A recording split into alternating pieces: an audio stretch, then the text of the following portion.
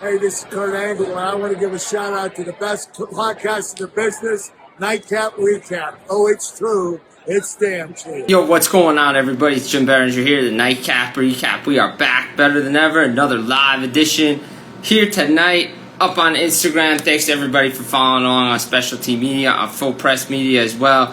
We got a lot to talk about. I'm down in Raleigh, ready for the Stanley Cup Final. We got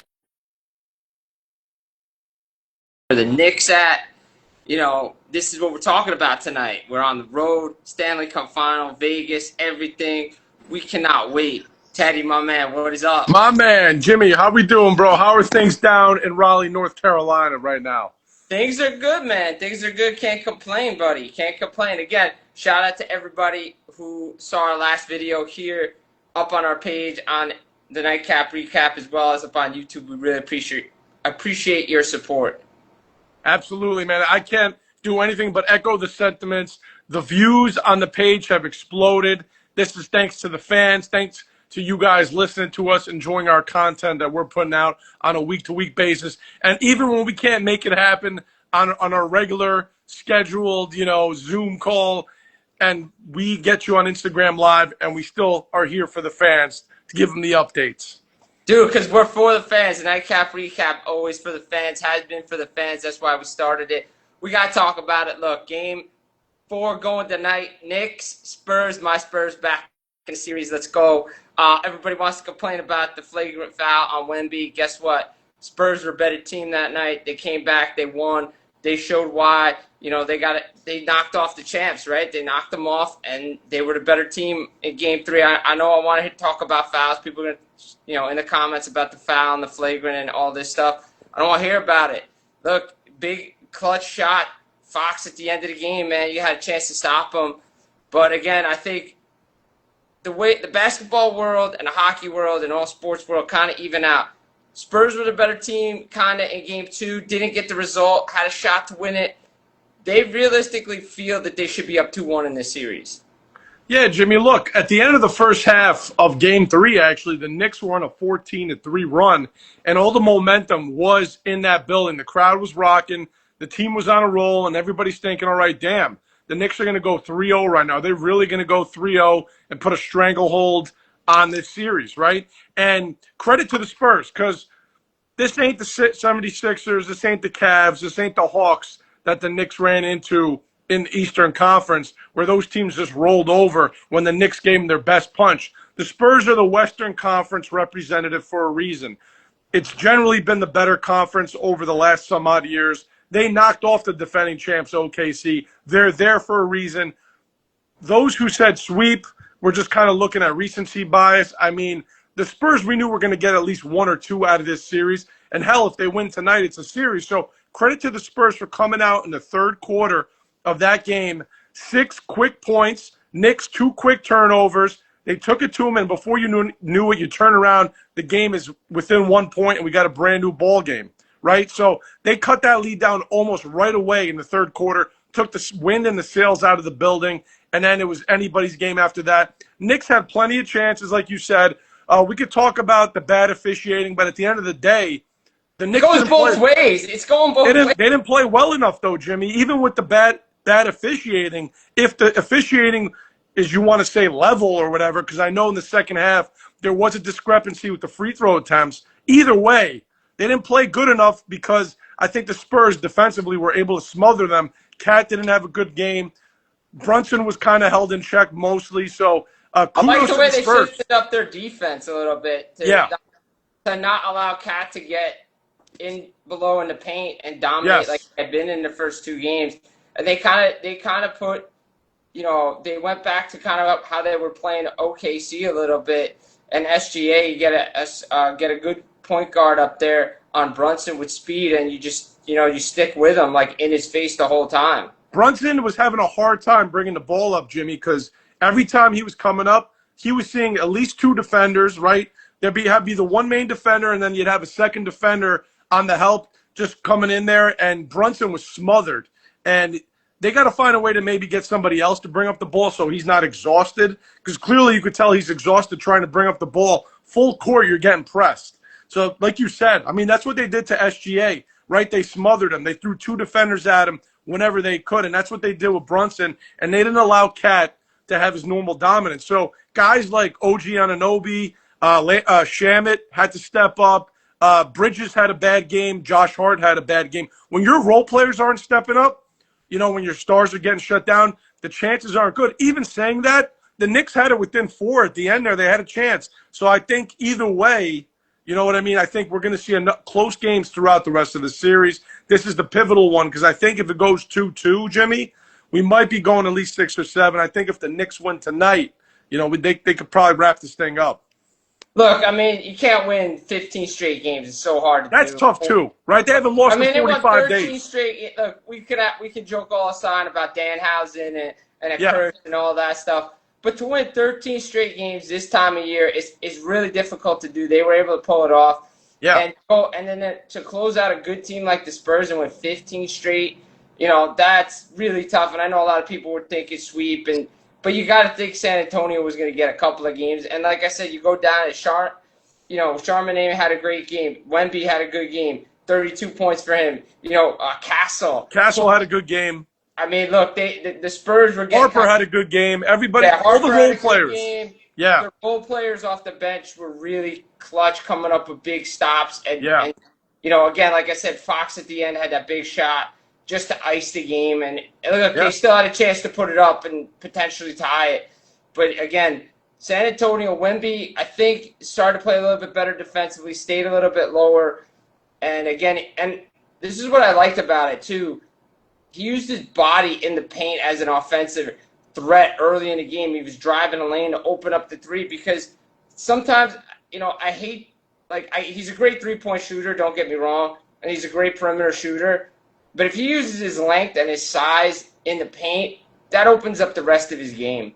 Agreed, Jimmy. Well said, man. You broke that down perfectly. I mean, clearly the way that he played in Game 3 was way different than Games 1 and 2. The Knicks were able to kind of keep him above the rim, so he couldn't get behind you, right? So when he's aggressive offensively, it just opens up everything. And I'll be remiss if I don't mention this because, look, we'll talk about the non-flagrant call. I got to say this because I got a bunch of friends, Knicks fans, that were all a mess the last couple of days, and we've been talking about it. And, look, I get it. I don't think Wemby should be shoving down Jalen Brunson by the neck. And, look, it wasn't called. I know Wemby's kind of held on every play almost. It's tough when you're that size for you not to be held. So I guess it was like he was swatting him away. But look, yeah, I'm gonna throw this back at the Knicks fans. Go watch Jordan get his ass handed to him in '89 and '90 by the Detroit Pistons. Yeah, look, the game has changed. Rules. They're good. Look, I like that they let him play a little bit, but sometimes there is a line, and let's see how they officiated tonight because Mike Brown said some things. I will say this. Mike Brown said some things. Look, I'll say this. For everybody who's complaining, I'll say this. If this was like a role player, dude suspended. Or got the flagrant. At least a flagrant one for Wemby, like a slap on the wrist to say, hey, this is a warning. We're not going to suspend you because this is the finals. That's not going to happen most likely. But at least hey, look, buddy, if you do this again, this is a mounting evidence. With Draymond 2016. Right. I mean, look, well, he kicked somebody in the balls, right? Yeah, so, but he also was working with a bunch of flagrants throughout the playoffs. He was. Yeah, and this is mounting for Wemby now. I know, people are saying he might be dirty, but it's like it's a continued thing. I think the refs are going to try to keep it a little tight tonight. Let's see how they call this. What I don't like, my only beef watching basketball now is every little thing can get challenged, and I don't like it. Oh, God. The other night, it seemed like everything was getting challenged. I mean, it's good that they introduced it so calls that were egregiously missed can be righted. Yeah, but it's getting over the top now. And just officiate the game the right way. How about that? Let's not make it. Let's not look. If you're the Knicks, if you're thinking tonight's the night, you're going to try to send a message. Because I heard Charles Barkley saying, if I'm the Knicks, there was no flagrant for Wemby. They reviewed it. You want to send a message, a hard screen, kind of like Kobe did with Pau Gasol in the Olympics. Tonight might not be the night because I think you might get that. The refs might make that call tonight. I think the refs tonight are going to be looking at every little thing because of what Mike Brown says. So this might be a foul fest tonight for all we know. Right? Yeah, going to the line. Could be. Everybody's going to the line tonight.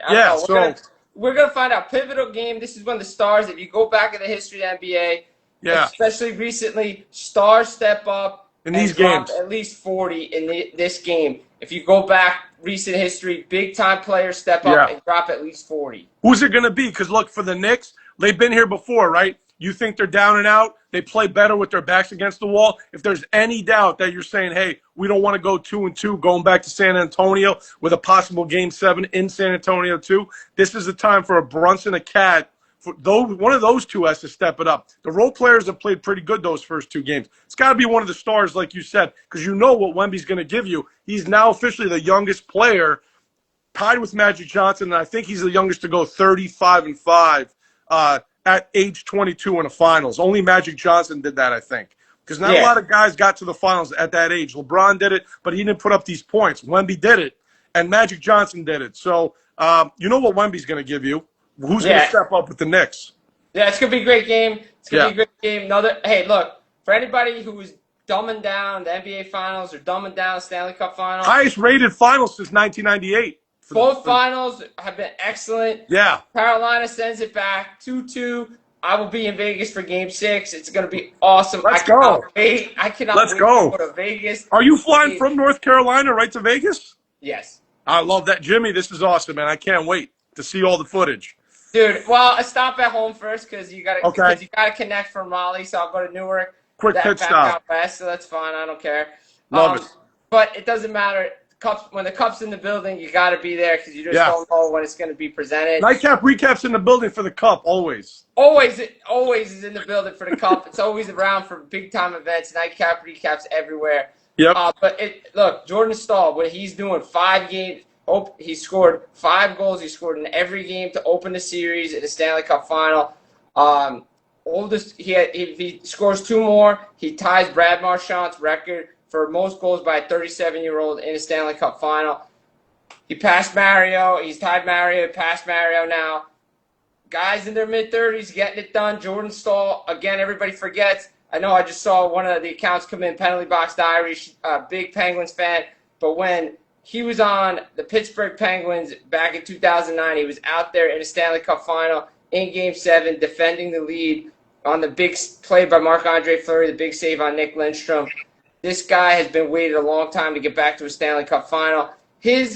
When him going down, swatting at the puck, laying on his stomach with the big celebration, if Carolina goes on, mark my words, if Carolina goes on to win the Stanley Cup, that's a season-saving goal, but that goal will be replayed for history on end every year when we talk about a Stanley Cup Final, when we put goals together.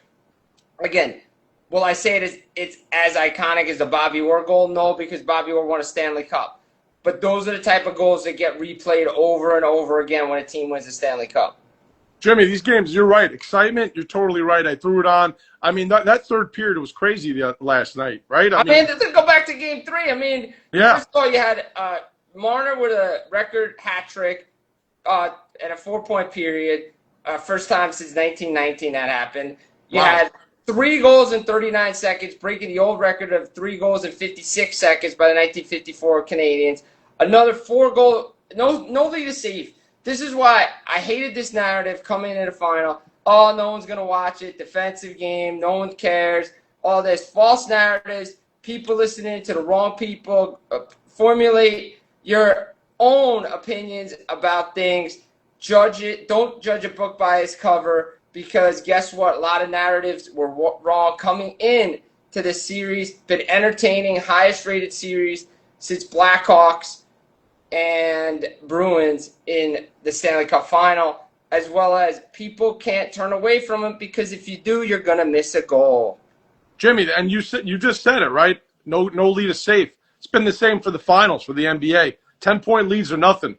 1 or 2 goal leads are nothing here. This is what people get excited for. There's a reason the ratings are up on both of these. Not only is it exciting teams and franchises, the games have been really good and people have been enjoying it. So. Yeah, exactly. I mean, this is what it's all about. Stanley Cup Final. You know, you can't turn away because you're going to miss a goal. And now 2-2 headed back. Carolina Game 5 Thursday night. It's going to be crazy. Yep. And then Game 6 Sunday, may go 7. I have Vegas in 6 entering the series. We'll see what happens. Kavak just entered the chat. Entered it here. Entering or writing. So if anybody's saying anything, what's up, guys? Yo, what's up? Also, by the way, just shout out to the boys. There will be no World Cup talk on the nightcap. I just busted chops for everybody. We got to get Chris.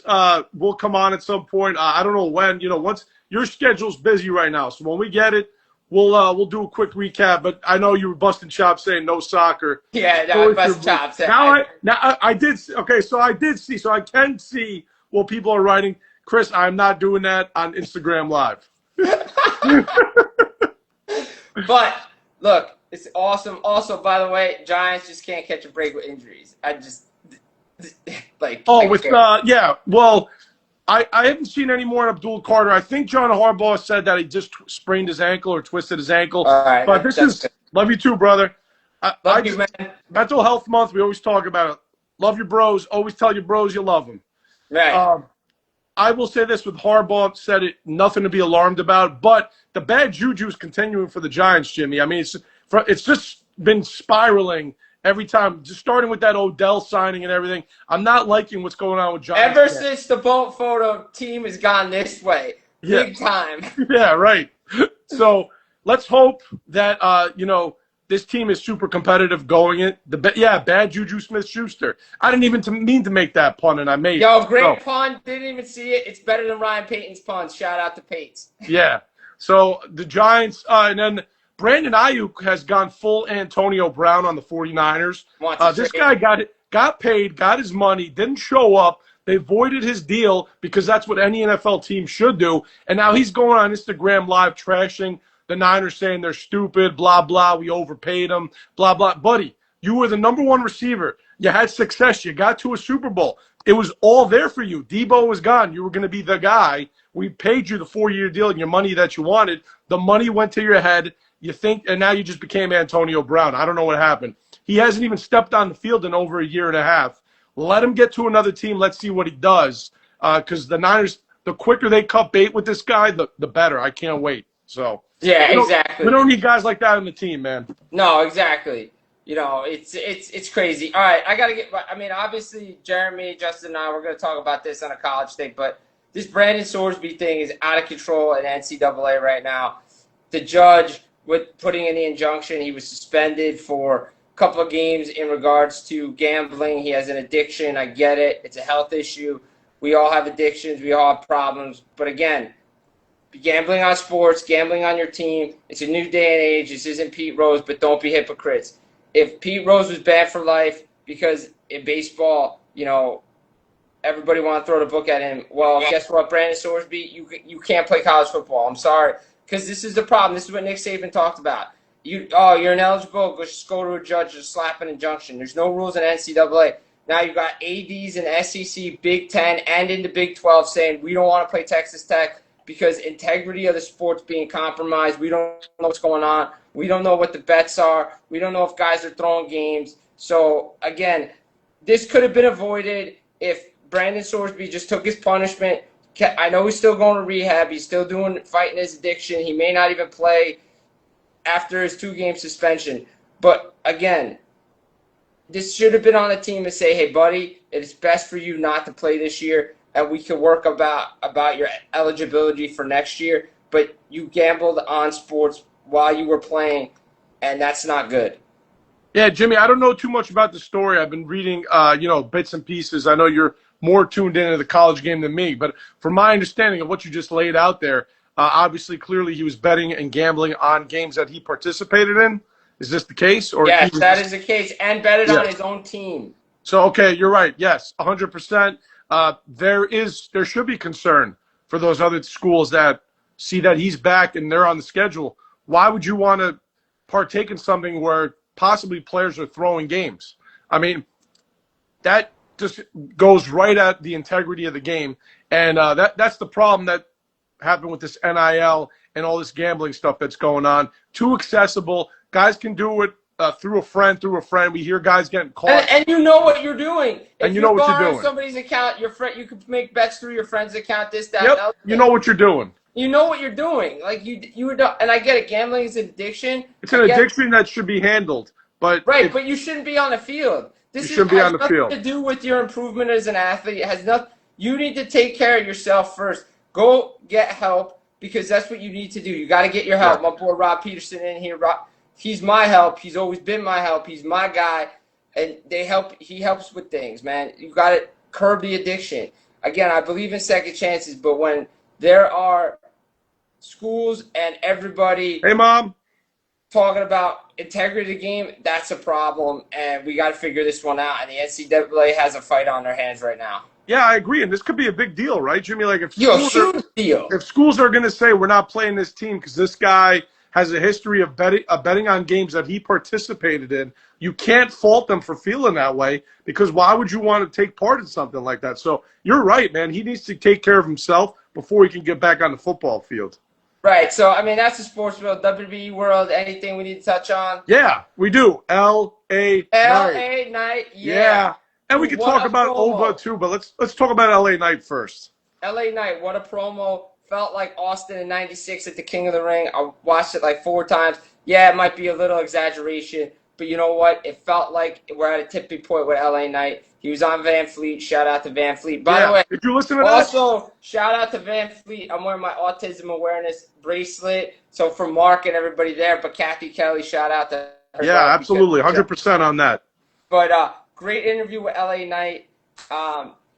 When L.A. Knight gets going, we've been talking about this for 4 years on this show. 4 years we've been talking about L.A. Knight. Yeah. Put him in a program with these guys, main event level stuff. He ripped into Jey Uso, the entire family, and it's boring booking. Everybody's getting tired of it. And now, I mean, look, apparently CM Punk's not happy with the way the booking's going. This is why the Nightcap Recap should be booking WWE shows, because guess what we said going to WrestleMania? You would have main event money matches if you kept the belt on CM Punk. Yeah, I agree with that. Punk should have stayed champ. I don't know how much is true about this, if he's really unhappy. Supposedly now I read today they have a story ready for him. He's going to be back at some point in the summer. We'll see about that. If it's really due to creative, they need to reevaluate who's in that room with Paul Heyman, Triple H, and Bruce Pritchard. Because if you're telling me you can't find something for the hottest superstar, the hottest guy that came back in 2023 and brought you merch sales and ticket sales and stories, I mean, then you got a problem, right? But to talk about LA Knight, I agree, Jimmy. Loved the promo. Loved him saying, hey, talking about the Samoan family saying, Jay, Jimmy, Jacob, Jingleheimer, Schmidt are all going to come out and beat me up. I love that. That was funny as hell. He said, I don't listen to a tribal chief. I am the chief. He hates the entire Samoan family and the bloodline. Real hatred. Reality is what sells stories. Even on Van Vliet, he said it. He feels like he needs something to sink his teeth into, a story that has an end destination. And the destination here is winning this King of the Ring and fighting Roman Reigns, maybe winning the title. Why can't we give him a shot at running with the belt for a couple months? We've been saying it forever, but I thought you're right. I will say this. I don't like callbacks in wrestling, but I think we need LA Knight and Roman. Yeah. Like peak finish, and see what the pop's like when LA Knight wins the belt. Yeah. If he has to surrender it and we got to give him the belt a couple months later, I'm okay with that. I kind of like that, Jimmy. That's cool. Right? I like that. Like just a cheap finish, like a quick roll up, like quick. Like a Jericho 99 with Triple H. Jericho 99. See what the pop is like. Let's feel what the crowd's like. I like that. I like that because then at least, I mean, look, we saw what it sounded like in 2023 and in the multiple years that he almost won the Money in the Bank, right? Right. So, I mean, we'll see what happens with LA Knight going on out. But I love the promo of him, Jey Uso, and I want to see where this goes. I hope it's something where we get him in a prominent role in the main event scene. Well, a guy that needs to be in the prominent main event scene is Oba Femi. Like, let's be honest. Yeah. Like, I don't know what their booking is. I don't get it. But they're trying to look. I think this King of the Ring thing goes one of two ways. He tears through everyone and he wins it, and Lesnar comes back and tries to fight him.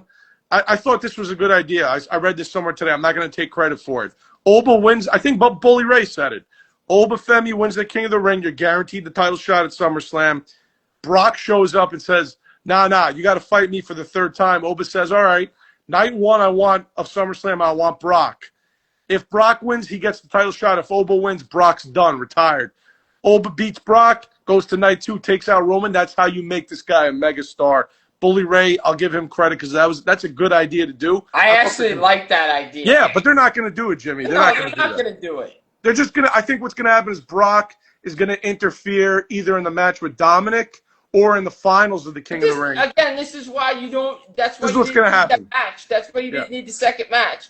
But I feel like Oba, from this – shout out to Paris, man. They're always a hot crowd. I feel like Oba's – like his popularity's exploded even more, even after the loss to Brock. I know, but it didn't make – but it still just doesn't make sense. Yeah. Well, look, it's because Brock changed his mind. They wanted to do the trilogy. That's why. You know that. Don't book it. But he's getting his pop when he comes out. The music, the crowd for 5 minutes just chanting Oba. This guy, megastar. I hope they really pull the trigger.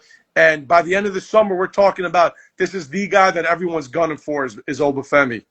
Absolutely. Yo, Ryan Payton entered the chat. He missed the pun, but let's pun tonight. He'll hear it. Listen, you're going to put this on YouTube. You guys are going to get to watch this in its entirety. We had some good puns earlier. We had some great puns. The juju, bad juju for the Giants. That was good. Juju right. Smith.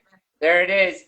But, look, I want to see what the direction is of this company because a lot of hot guys, not a lot of creative right now. It's bad.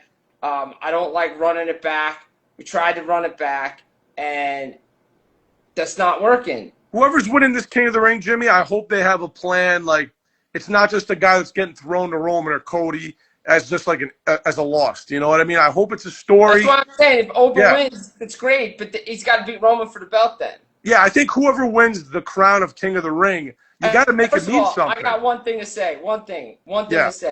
Make it a tournament, not this crap that we're seeing on. I didn't like this Fatal 4-Way stuff. When I first saw the brackets, I was like, all right, we're getting 16 guys. Then they turn around and say, now Fatal 4-Way, and then you get the semifinals. We missed the days. Give me the tournament. I missed the tournament. Why not? No, why are we not doing that? Here's one more idea before we leave.